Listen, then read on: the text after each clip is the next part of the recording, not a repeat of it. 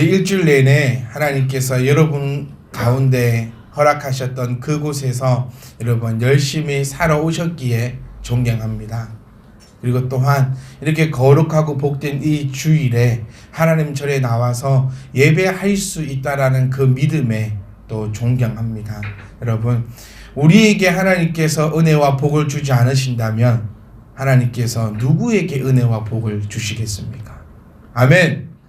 여러분 다 어렵게 오셨잖아요. 다 뭐 쉽게 오신 거 아니고 뭐 몸도 피곤하고 마음도 피곤하고 다 날씨도 피곤하고 딱 집에 딱 들어 누워 있으면 딱 좋을 것 같은 이 마음을 억누르고 하나님 전에 이렇게 나와 예배하고 있는 여러분에게 하나님께서 은혜를 주시지 않으면 이 세상 누구에게 은혜를 주시겠냐는 겁니다. 또 그런 여러분들이 오늘 이 쏟아지는 하나님의 말씀을 귀를 기울여서 들으신다면 하나님께서 그보다 더 기뻐하실 일이 어디 있겠습니까? 그리고 그 귀담아 드렸던 그 말씀을 내 마음에 새겨서 아름다운 행실로 아름다운 열매로 나타난다면 그보다 더 기뻐할 것이 어디 있겠냐는 겁니다. 여러분, 이런 게 있어요. 씹고 뜯고 맛보고 즐기고. 오늘 한강민 지사님께서 너무 은혜를 주셔가지고 제가 뭘 해야 될지 모르겠습니다. 저 오늘 그냥 내려가도 될 것 같아요. 이미 여러분 다 은혜를 받으셨고 아무리 여기서 몇십 불을 떠들고 가음을 질러도 한 번도 울지도 않으신 여러분들이 오늘 단시 한 5분 6분 만에 막 이 처음 은혜 초토화 돼버렸으니까 저는 오늘 하산하렵니다. 할 게 없어요. 할 게 없어. 여러분 저를 다 보셔야 됩니다. 왜 공부할 때 사람을 쳐다보냐면, 왜 이야기할 때 사람을 쳐다보냐면요, 보고 듣고 쓸 때에 그것이 더 기억이 오래 남거든요. 저희 교회는 최첨단 시스템으로 말미암아 성경책을 볼 필요가 없어요. 성경은 어디서 보자고요? 집에서 보세요. 교회 와가지고 예배 시간에 성경 보지 마시고 저희는 최첨단 필요한 성경은 여기 뜹니다. 팍팍 뜨고, 그리고 혹시 여기 뜨지 않는 성경은 제가 친절하게 읽어드립니다. 그래서 저를 안 보실 이유가 없어요. 그래서 지금부터 저를 안 보시는 분들은 저를 싫어한다 생각하고 제가 특별 신방을 가서 왜 나를 싫어하는지 제가 여쭈어보고 그런 시간을 한번 가져봤으면 좋겠습니다. 네, 우리 김병주 선생님 저 안 쳐다보기 싫은데 지금 또 팍 쳐다보고 계시죠. 우리 요 크게 눈을 뜨셔야 될 분 몇 분 계시죠? 제가 오해하는 일이 없도록 크게 좀 눈을 떠주시고 우리 이 말씀을 여러분 귀담아 들어가실 수 있기를 간절히 부탁드립니다. 일주일 내내 고생했습니다. 아니 제가 말입니다. 일주일 내내 이 말씀을 전하기 위해서 기다리고 준비하고 또 준비해서 이 자리에 섰습니다, 여러분. 그러니까 저를 봐서라도 한 번도 딴 데 돌아보지 마시고 저를 바라보시면서 이 말씀을 들으셔서 일단 들어야 마음에 새기죠.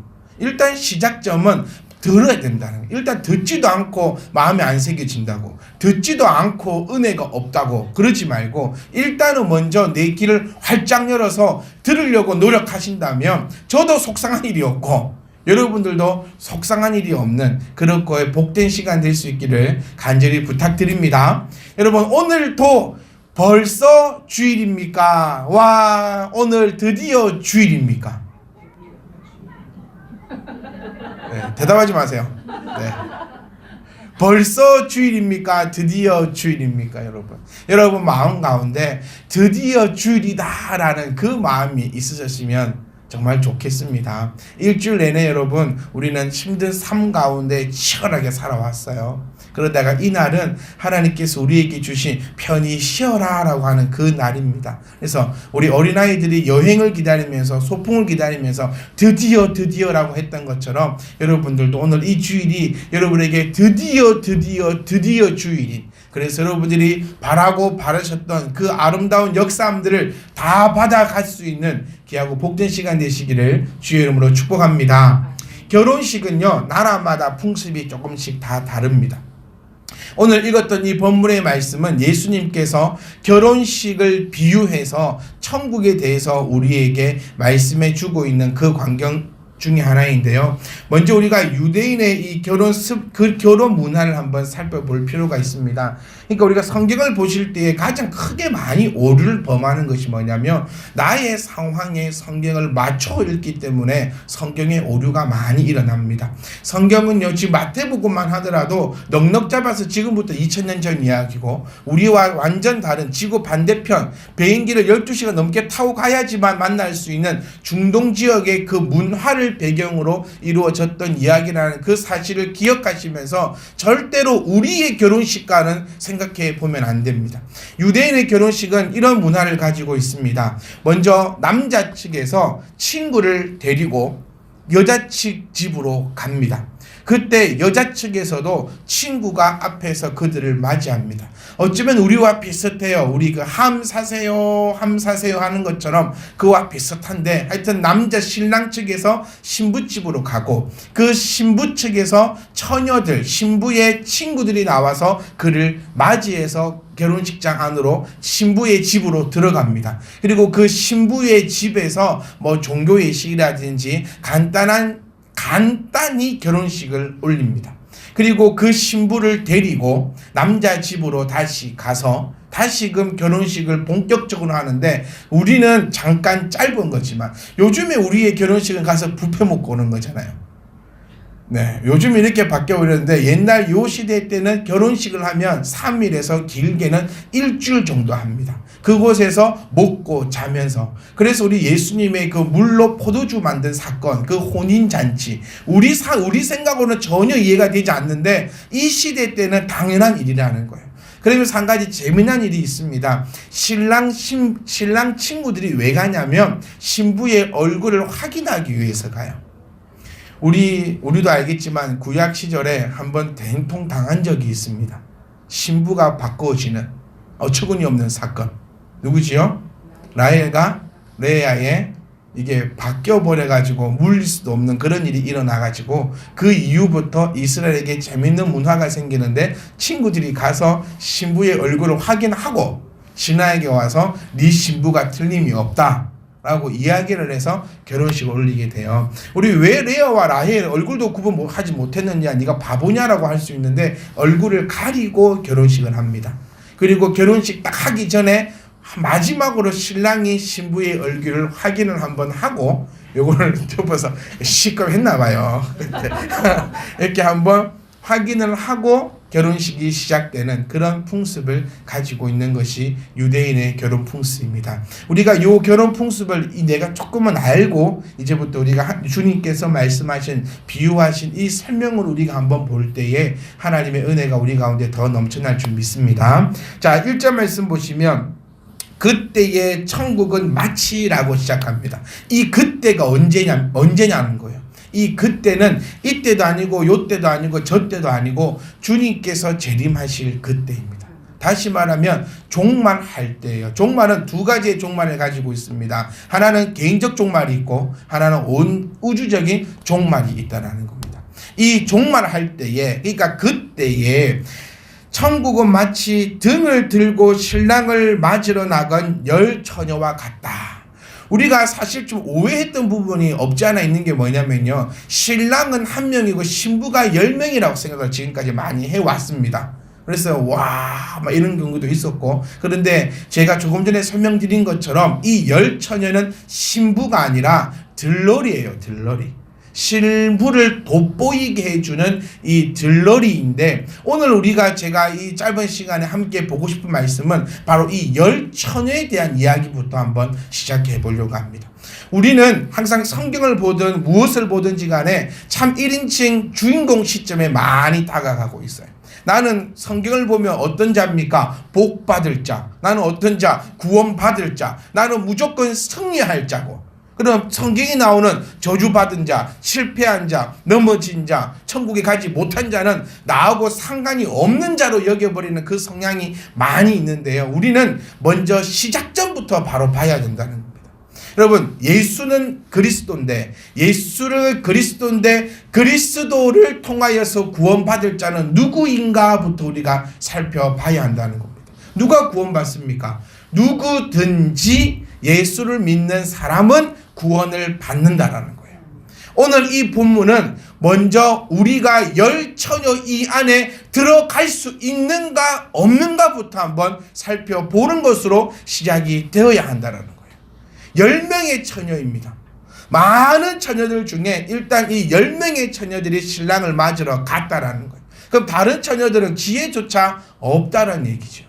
그럼 우리는 이미 먼저 이 10처녀 안에 들어갈 수 있는가? 나는 지금 신랑을 맞으러 나간 10처녀 안에 있는가? 아니면 여기에 포함되지 못한 사람인가를 우리 이 말씀을 통해서 내가 한번 살펴볼 수 있기를 간절히 소망합니다. 여러분, 나는 처녀인지 아닌지를 한번 살펴보자는 거예요. 10처녀 안에 들어가는지 못 들어가는지를 한번 살펴보자는 겁니다. 처녀는요, 먼저 깨끗한 사람을 의미하고 있습니다. 여러분, 깨끗하십니까? 깨끗하십니까? 여기부터 우리가 먼저 시작한다는 겁니다. 우리가 신랑을 맞으러 나간 이 10처녀가 가져야 할 첫 번째 덕목은요, 날마다 회개해야 된다는 겁니다. 아멘. 하나님께서, 주님께서 우리에게 주신 그 은혜와 긍휼은요, 네가 공부해서 시험 합격하고 직장 가서 돈 벌고 복권 끌고서 복권 당첨되고 지나가는데 발이 돌멩인데 그게 황금이고 이런 복이 아니라, 하나님께서 우리에게 주신 참된 복과 참된 은혜는 나 같은 자가 하나님을 알고 그 은혜대로 구원을 얻는다는 것에 대해서 잊어서는 안 될 줄 믿습니다. 언제부터가 우리가 하나님의 복이라면, 언제부터 우리는 병 낫는 거, 언제부터 우리는 나의 육신적인 문제의 해결만을 가지고 하나님의 복이라고 나오게 됐는데, 아니요. 하나님의 진짜 큰 복은 나의 영혼을 구원시킨 데 있음을 저와 여러분이 결코 잊지 않았으면 간절히 바랍니다. 그래서 우리가 해야 될 덕목은 뭡니까? 날마다 하나님의 백성으로서 주님께서 나에게 베푸신 그 은혜로 말미암아 날마다 회개할 수 있는 그러한 삶으로 한 발자국 더 아름답게 나갈 수 있기를 간절히 소망합니다. 여러분, 세례 요한이 뭐라고 외칩니까? 회개하라. 왜요? 천국이 가까웠다고요. 제가 작년 말에도 한번 말씀을 드렸던 것 같아요. 우리의 신앙생활을 보면 재림이 없을 것 같다. 이 신부는, 이 처녀는요, 소망이 있는 자입니다. 여러분은 어디에 소망을 두고 계십니까? 무엇에 소망을 두고 계시냐는 겁니다. 그리스도인들이 가져야 될 소망은 다시 오실 그 주님을 기다리는 그 소망이 참된 소망인 줄 믿으시기를 간절히 소망합니다. 여러분, 옛날 사람들은요, 한 50년대, 40년대 그런 사람들을 책을 읽어보니까 그러더라고요. 다시 오실 주님만을 쳐다보고 살았답니다. 교회 오면서도 내 주님 오늘 오실까 하면서 하늘 쳐다보고, 집에 가면서도 내 주님 오늘 오실까 싶어 하늘을 만지면서 집에 가셨다 해요. 근데 시대가 이제 바뀌면서 고백이 이렇게 바뀌었답니다. 주님 오늘은 안 왔으면 좋겠습니다. 주님 내일은 안 왔으면 좋겠습니다. 힘들고 어렵고 고통 속에 있을 때는 내 주님 언제 오실까? 내 주님 언제 오실까?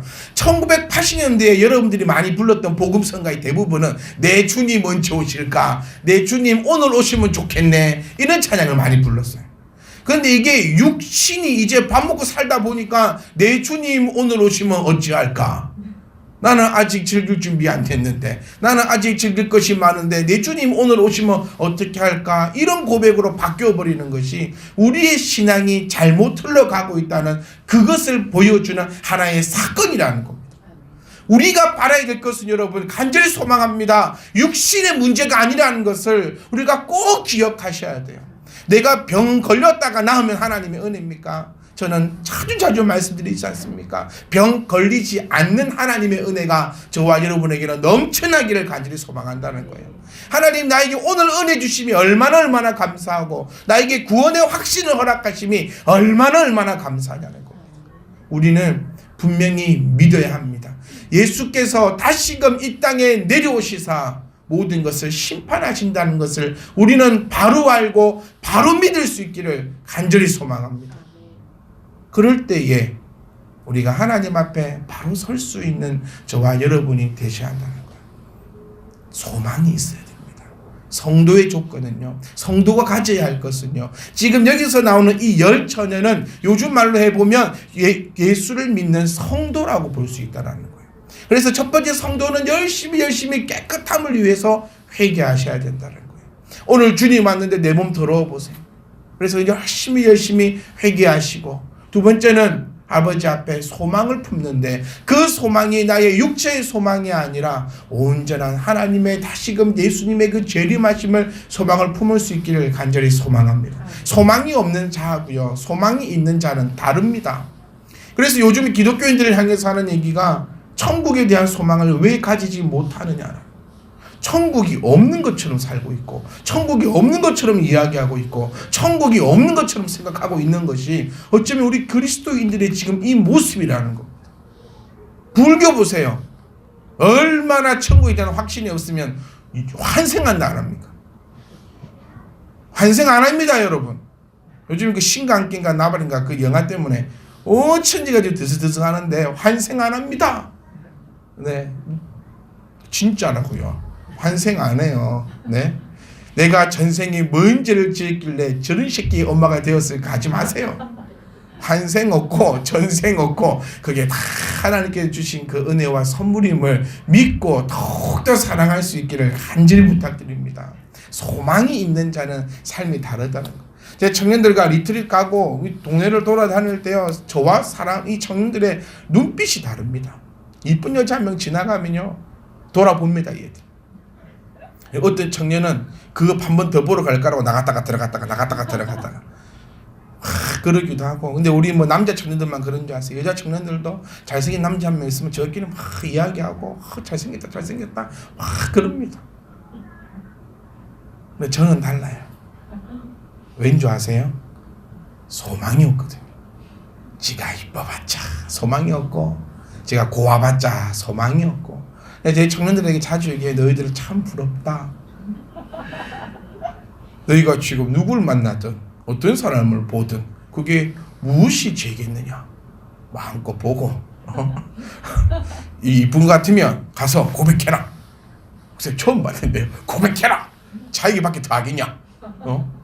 제가 참 총각 같으면 정말 고백 많이 할 것 같은데 책이 돌아다니면서 자존심 따위가 없더라. 그 20대 이걸 깨달았어야 되거든요. 부끄러운 거 없고, 좋아한다 했다가 싫다 하면 알아서 하면 되지.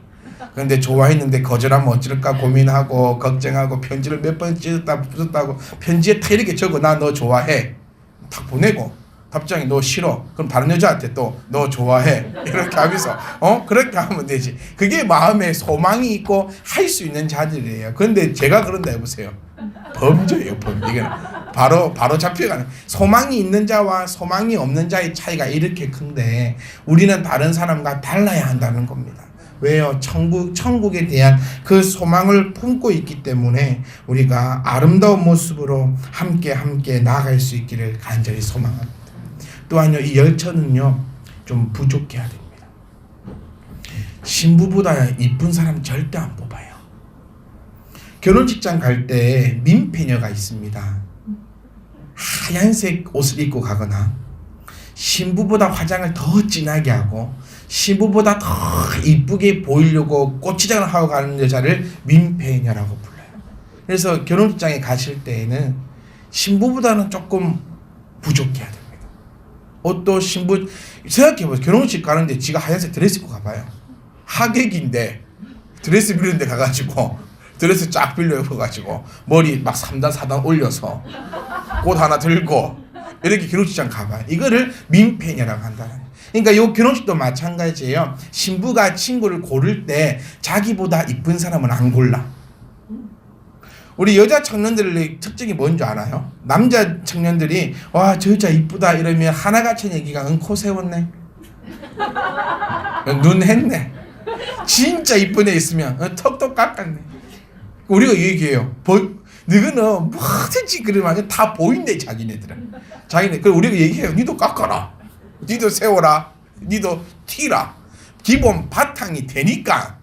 TV 나온 여자들 중에서요 한 명도 안 고친 애들이 없대요. 네, 아니 얘들 말로는 근데 제가 봤을 때는 하나도 고친 애들은 없던데 다 이쁘던데.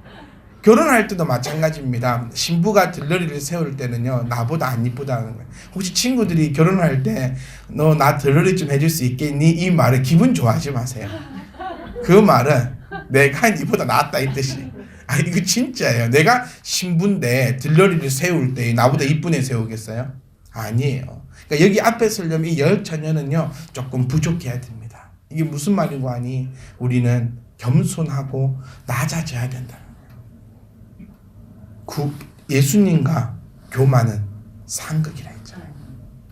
우리는 항상 낮은 자의 자세로, 우리는 항상 부족한 자의 자세로 한 걸음 한 걸음 나아가야지만 우리가 이 열처녀 안에 들어갈 수 있다는 사실을 기억하셔야 된다는 겁니다. 이걸 총체적으로 한번 묶어봤어요. 이 금방 말씀드린 이 세 가지를 총체적으로 한번 묶어보니까 이 열처녀는 처녀는 예수님을 믿는 자들이라는 겁니다. 그래서 오늘 본문을 다시 한번 볼게요. 그때에 예수님께서 이 땅에 다시 올 때에 그것이 개인적 종말이 되었던 온 우주적 종말이 되었던 어쨌든 그때에 천국은 마치 등을 들고 있다. 이 등이 참 중요해요. 이 유대인들은요, 신랑을 맞으러 갈 때 이 등을 꼭 들고 나가야 됩니다. 신랑이 밤에 오거든요. 그런데 이 등이 없는 사람은 어떻게 생각을 하냐면 강도나 도둑놈이나 나쁜 사람으로 생각을 합니다.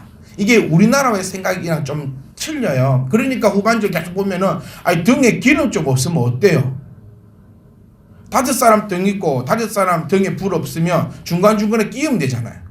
그러면 같이 화날 건데 왜 등이 없다고 기름을 사러 가네, 좀 나눠주라는데 안 나눠주네. 그런 일이 왜 생기냐면 등이 있는 사람은 신랑을 맞으러 온 사람이고 등이 없는 사람은 강도나 나쁜 놈이라는 겁니다.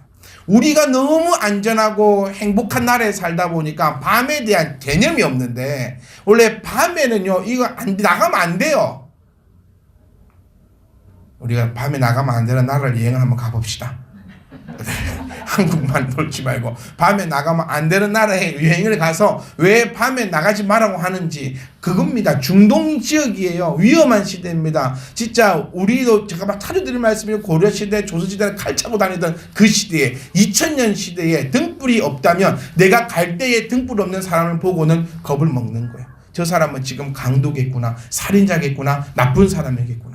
그래서 그와 함께 하지 않기 때문에 꼭 등을 들고 나가야 한다는 겁니다. 이걸 다시 한번 해보면요, 그때에 예수님이 올 때에 첫 번째 무엇이 필요하냐면 외형적인 신앙이 필요하다라는 겁니다. 이 등은 외형적인 신앙으로 생각해 볼 수 있고 기름은 내적인 신앙으로 우리가 한번 생각해 볼 수 있다는 겁니다. 주님이 오실 때에 이 외형적인 신앙생활을 가지고 있어야지만 뭐가 된다? 열처녀가 된다라는 거예요. 우리 신앙생활은 제가 정말 입이 이제 마르고 닳도록 말씀드린 것처럼 영육 간의 아름다운 조화를 가지고 있어야 돼요.